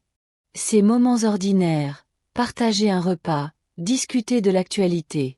La planification de petites sorties au jardin, lorsque le temps le permettait, avait pris une signification profonde. Chacune représentait normalement récupéré du chaos créé par Blake. L'inspecteur moral a appelé. Pendant que tu étais en thérapie, ai-je mentionné, en lui posant une assiette de salade de poulet. L'équipe juridique de Blake fait pression pour obtenir une accord de plaidoyer. La main d'Olivia s'arrêta à mi-chemin de son verre d'eau. Quel genre d'accord? Il propose des plaidoyers de culpabilité sûre. Accusation de fraude financière et de mise en danger imprudente en échange de l'abandon de la tentative de meurtre. Enquête. Le procureur avait constitué un dossier selon lequel l'accident n'était pas simplement une conduite imprudente, mais une tentative délibérée d'assassinat contre Olivia. Le témoignage de Melissa Winter, relatant une expérience similaire avec Blake, a été combiné avec la police d'assurance vie et son abandon immédiat après le crash, a créé un récit convaincant de préméditation. Que recommande Morale? Demanda Olivia d'une voix soigneusement neutre. Elle croit que les preuves soutiennent le maintien de toutes les accusations, mais reconnaissent que les cas de tentative de meurtre avec circonstance Les preuves peuvent être difficiles à prouver au-delà de tout doute raisonnable. J'ai gardé un ton factuel, laissant à Olivia l'espace pour se former. Son opinion personnelle. Le plaidoyer proposé entraînerait néanmoins une peine de prison importante. De 8 à 12 ans. Un procès complet avec tous les chefs d'accusation pourrait potentiellement signifier plus de 20 ans en cas de condamnation, ou une peine d'emprisonnement. Accusations les plus graves si le jury n'est pas convaincu. Olivia réfléchit à cela en mangeant. Les mouvements délibérés reflétaient les exercices d'ergothérapie qu'elle pratiquait quotidiennement, reconstruisant le contrôle de la motricité fine ainsi que la motricité globale. « Que ferais-tu » demanda-t-elle finalement. J'ai soigneusement choisi mes mots. Je crois à la certitude plutôt qu'au potentiel. 10 ans de prison garantie signifie que Blake ne peut nuire à personne pendant cette période. Un procès signifie revivre tout ce qui se passe dans des détails atroces sans résultat garanti. C'est aussi ce que je pense. Olivia hocha la tête. Je veux que ce chapitre soit clos pour pouvoir me concentrer entièrement sur la reconstruction de ma vie, sans avoir à me demander comment. Il l'a détruit. Son approche pragmatique m'a rendu fière. Un autre signe de la femme résiliente qui émerge de cette situation. Épreuve. Là où Blake avait vu une faiblesse à exploiter, j'ai vu une force extraordinaire. Forgée dans l'adversité. Je rappellerai Moral et lui ferai part de vos réflexions, promis. Votre avis pèse lourd dans leurs décisions. Après le déjeuner, j'ai aidé Olivia à s'installer dans le confortable fauteuil inclinable. La véranda, son coin préféré l'après-midi, où le confort physique rencontre la stimulation mentale. Livres, tablettes et croquis. Des coussinets l'entouraient, outils de divertissement et de rééducation cognitive. L'équipe financière. J'ai aussi appelé ce matin, ai-je mentionné en ajustant son support de jambe. Ils ont récupéré environ 70% de ce qu'ils avaient. Blake a détourné l'argent de vos comptes. Le reste a été dépensé, mais il pense que l'ordonnance de restitution finira par. Je vais aussi récupérer ça. Honnêtement, je me soucie moins de l'argent que de m'assurer qu'il. Je ne peux pas faire ça à quelqu'un d'autre, a admis Olivia.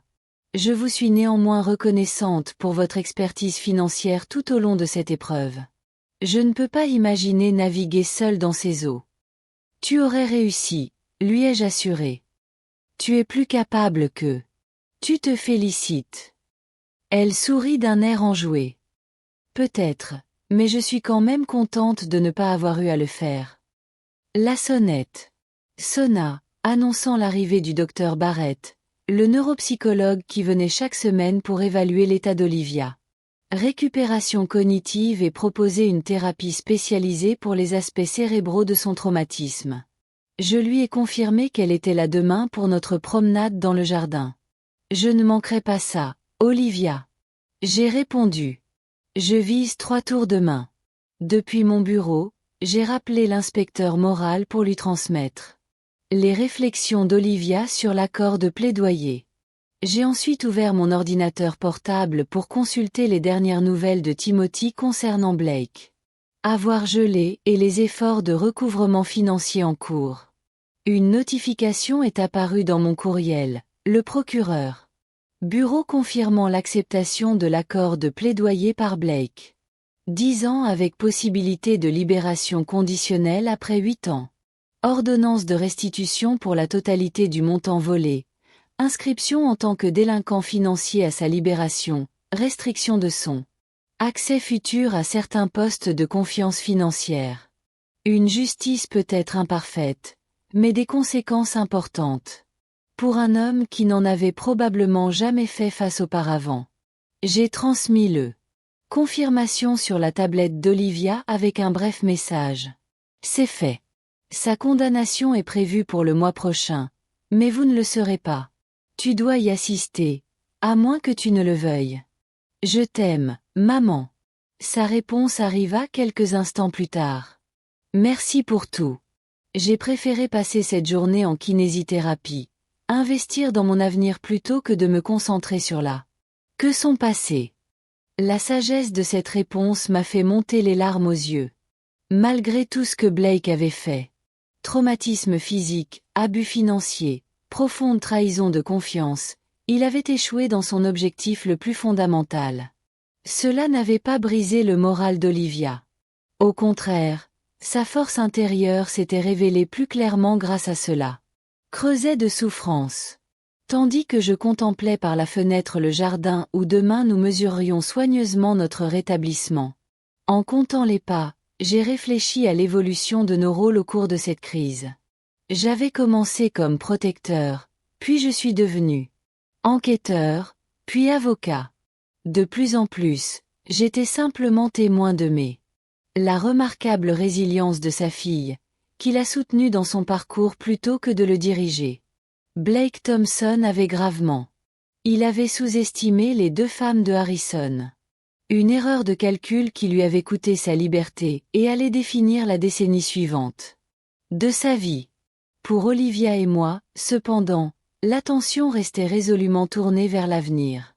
Sur la guérison, sur la reconstruction, sur la reconquête de l'avenir qu'il avait essayé de voler, étape par étape.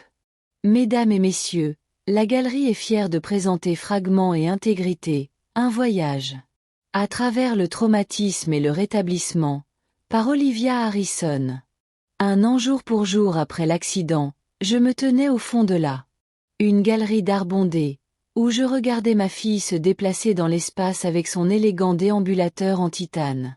Bien que toujours nécessaire pour les longues distances, l'aide à la mobilité était devenue plus accessoire que nécessaire ces dernières semaines, car sa force. L'exposition a marqué des étapes importantes, tant physiques qu'émotionnelles. La première expérience professionnelle d'Olivia. Montrer et de revendiquer publiquement son identité, distincte du traumatisme qui avait failli lui coûter la vie. Les tableaux qui nous entouraient racontaient son parcours. Des images sombres et fracturées laissaient place à des tableaux de plus en plus lumineux. Des compositions où des morceaux brisés se réassemblent pour former de nouvelles formes plus solides. Maman, viens rencontrer la commissaire, Olivia. Elle m'a appelé en me repérant de l'autre côté de la pièce. Sa voix, autrefois affaiblie par le traumatisme du respirateur, avait retrouvé son timbre naturel. Elle souhaite présenter l'exposition à New York au printemps prochain.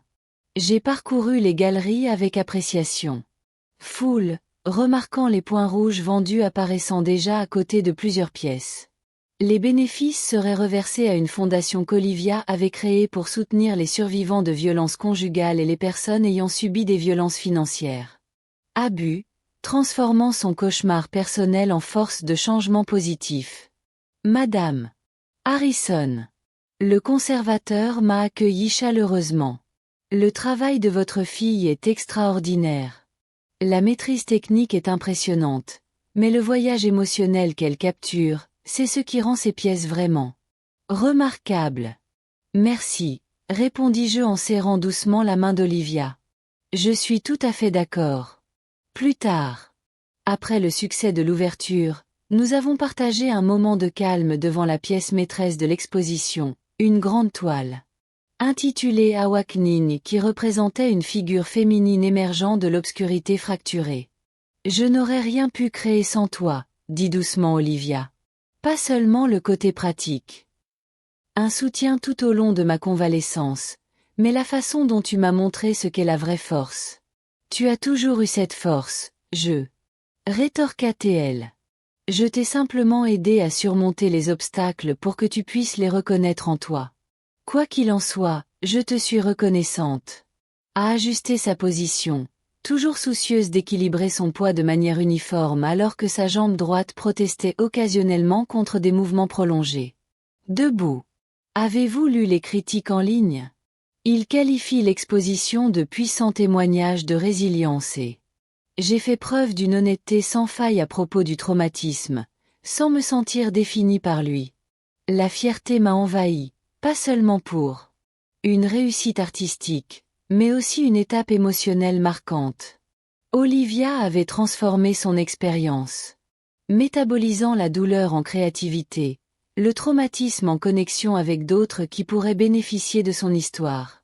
La Fondation a reçu 3 dons importants lors de l'ouverture, a-t-elle poursuivi, en vérifiant la notification sur son téléphone, dont un de la Timothy S. Bank pour leur programme de sensibilisation communautaire.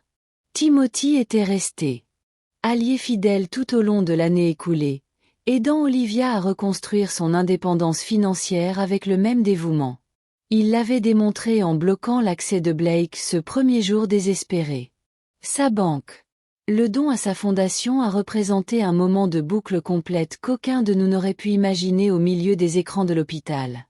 Et les alarmes du respirateur. L'inspecteur moral a appelé hier, comme je l'ai mentionné, car nous, prête à quitter la galerie.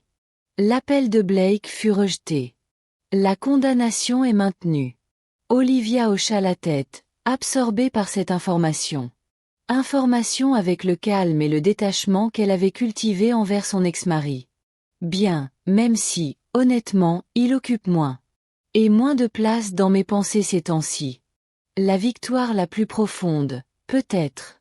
La pertinence décroissante de Blake. À son présent et à son avenir. Dehors, la soirée printanière de Chicago nous accueillait. Avec une douce chaleur. Olivia avait suffisamment progressé en physiothérapie pour gérer les 3 blocs. Le restaurant où nous avions réservé pour dîner. Je marchais à ses côtés, à son rythme, prêt à.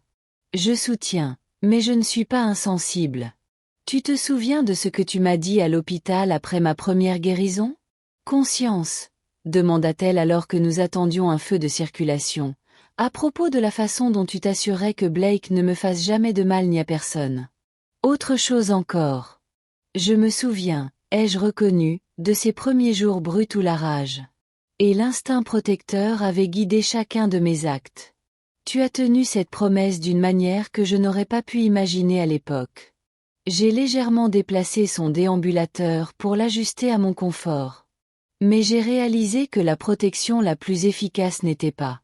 Je laissais compte ou rassembler des preuves pour l'accusation. Oh, ai-je haussé un sourcil, curieux d'où venait ça. Mes pensées me guidaient. Il me montrait que sa trahison ne me définissait pas. Que je pouvais perdre ce que je croyais être de l'amour et être encore entière. Ce rétablissement ne consiste pas seulement à retrouver ce qui a été perdu, mais à découvrir ce qui peut être gagné. Des yeux clairs et concentrés, comme les neurologues l'espéraient autrefois, ont rencontré les miens directement. Vous m'avez montré comment. Comment lutter sans s'aigrir, comment rechercher la justice sans s'en laisser consumer. Le feu a changé et nous avons traversé là. Ensemble, avançant en tandem comme nous l'avions fait tout au long de ce chapitre inattendu de nos vies. Le catalogue de l'exposition est arrivé ce matin, a poursuivi Olivia. Je me réservais cette surprise, mais je ne peux plus attendre. Elle sortit un livret glacé de son sac et l'ouvrit à la page de dédicace. Pour ma mère Rebecca, qui m'a appris que notre plus grande force émerge souvent de nos blessures les plus profondes. Votre force. L'amour et la présence inébranlable ont transformé un cauchemar en un chemin vers l'avenir. Le voyage des fragments devenant entiers nous appartient à tous les deux. L'émotion s'est resserrée. Ma gorge tandis que je lisais les mots, reconnaissant en eux la femme extraordinaire que ma fille était devenue, non pas malgré son traumatisme, mais en l'intégrant consciemment dans un monde plus grand, plus compréhension bienveillante de la fragilité et de la résilience de la vie. Vous savez, quand je suis rentrée plus tôt de vacances, je n'avais aucune idée de ce qui m'attendait. Je réfléchissais alors que nous continuions vers le restaurant. Je voulais juste te surprendre avec du cuir italien et des chocolats français. Au lieu de ça, tu as fini orchestrant une guerre financière depuis un fauteuil d'hôpital. Olivia rit, d'un rire libre et sincère, d'une manière qui avait. Cela semblait impossible durant ces premiers jours sombres. L'instinct maternel prend parfois des formes inattendues. J'ai accepté. Avec le sourire. Au restaurant, on nous a conduits à une table privée avec vue sur la rivière. Le maître d'hôtel nous a offert du champagne. Avec panache. Pour célébrer votre ouverture réussie, mademoiselle Harrison, tandis que nous levions nos verres, j'ai étudié le visage de ma fille sous la lumière chaleureuse. Les cicatrices physiques s'étaient atténuées avec le temps et d'excellents soins médicaux. Les blessures émotionnelles s'étaient transformées en sagesse et en détermination. Il ne restait plus qu'Olivia, mais avec de nouvelles dimensions, plus fortes, plus intentionnelles, profondément connectées à son authenticité. Soit, en fragments devenant totalité. Elle porta un toast, faisant écho à son dévouement. Et, à de nouveaux commencements, ajoutai-je en faisant teinter doucement mon verre contre le sien. Dehors. Chicago poursuivait son rythme nocturne, indifférente à notre célébration privée. À l'intérieur, nous partagions le triomphe silencieux d'un voyage qu'aucun de nous n'avait choisi, mais que nous avions tous deux parcouru avec tout ce que nous avions. Ma fureur protectrice et stratégique. Esprit, sa détermination et son esprit créatif, notre résilience combinée contre un homme qui nous avait tous deux sous-estimés. Blake Thompson était assis dans une cellule de prison, ses projets s'effondrèrent, sa liberté fut confisquée. Mais Olivia Harrison se tenait au seuil d'un nouveau chapitre, son art célébré, sa fondation et dans les autres, son avenir reconquis. Et moi, la mère qui était rentrée plus tôt de vacances pour trouver un cauchemar au lieu de retrouvailles, avait découvert des profondeurs un amour et une détermination stratégique que je ne soupçonnais pas. Certaines batailles sont choisies. D'autres nous sont imposées. Sans prévenir.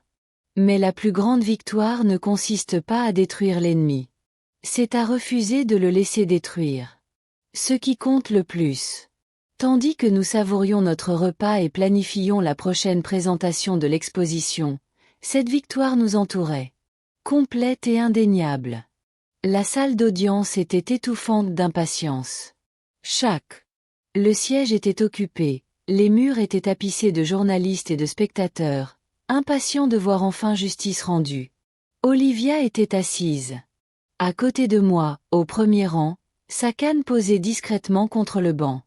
Aux yeux des non-initiés, elle paraissait fragile. Je n'avais pas l'œil droit, mais je savais la force qu'il avait fallu pour en arriver là.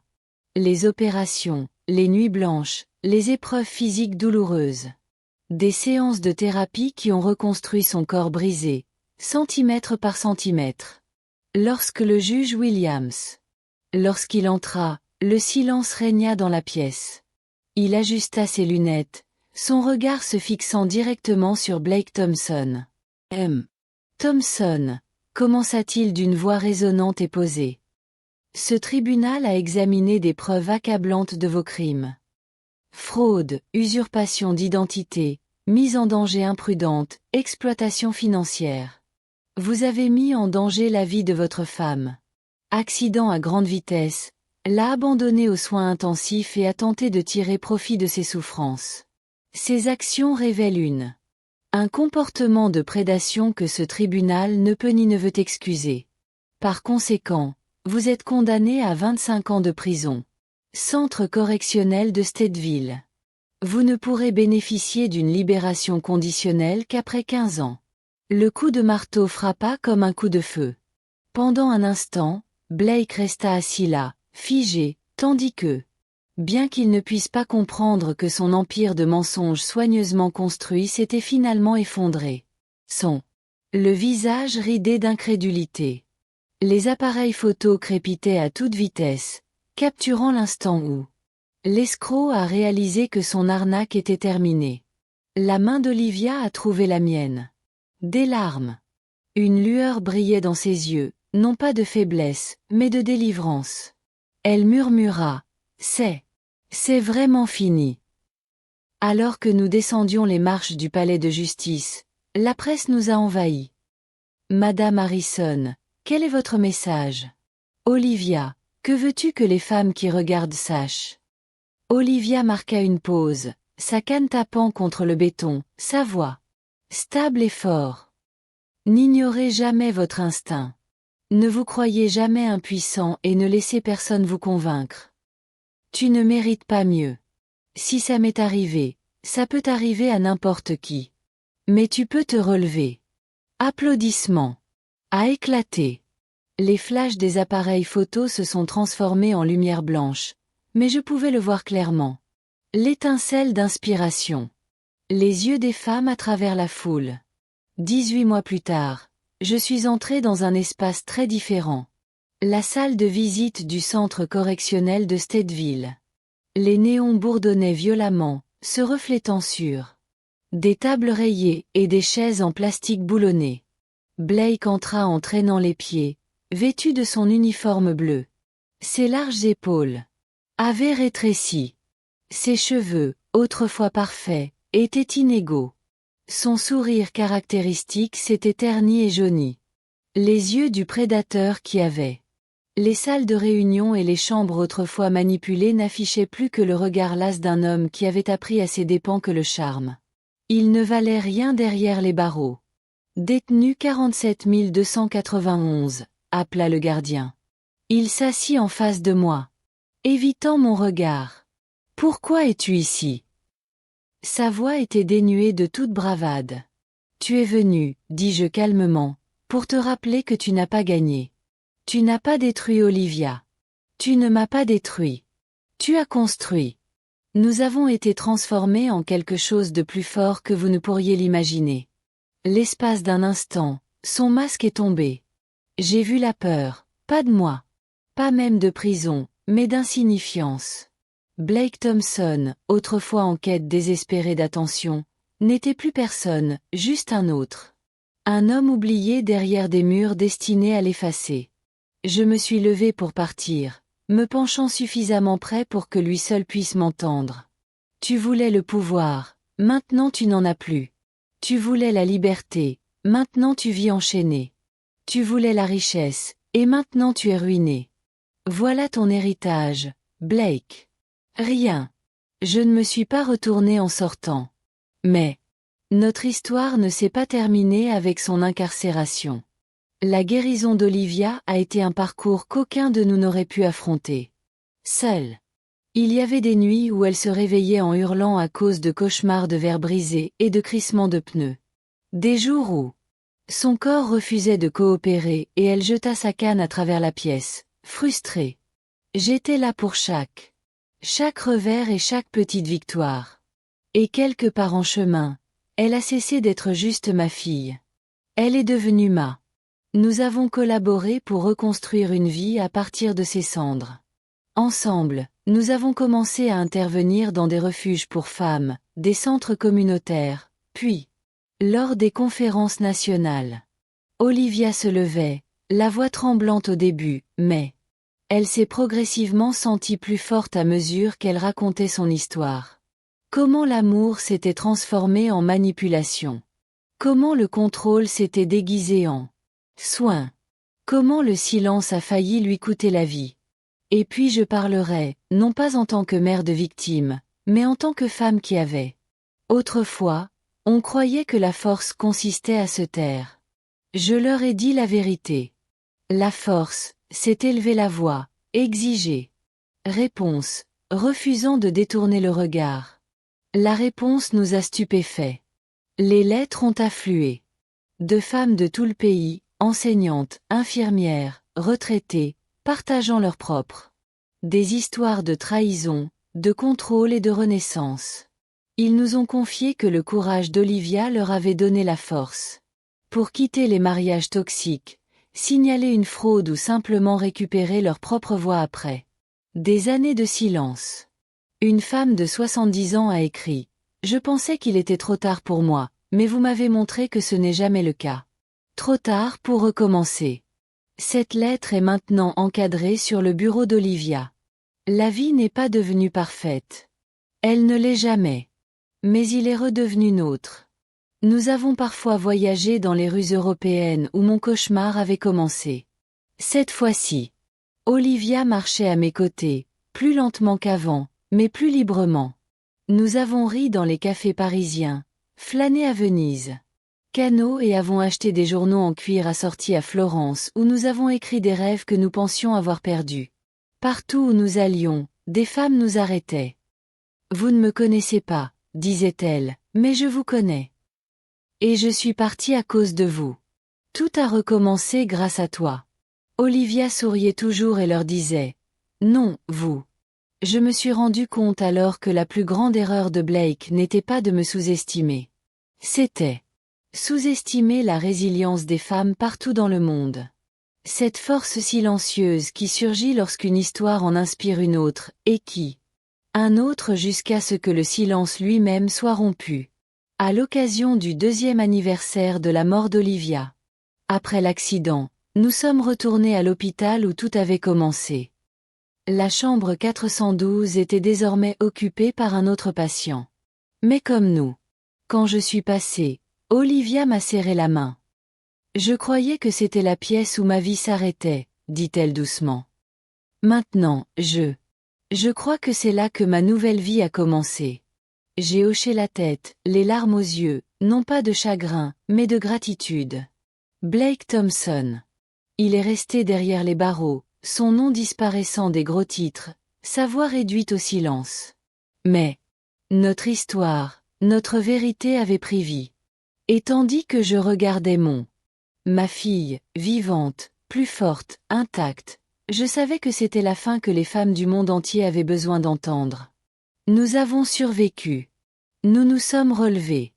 Et vous aussi, vous le pouvez.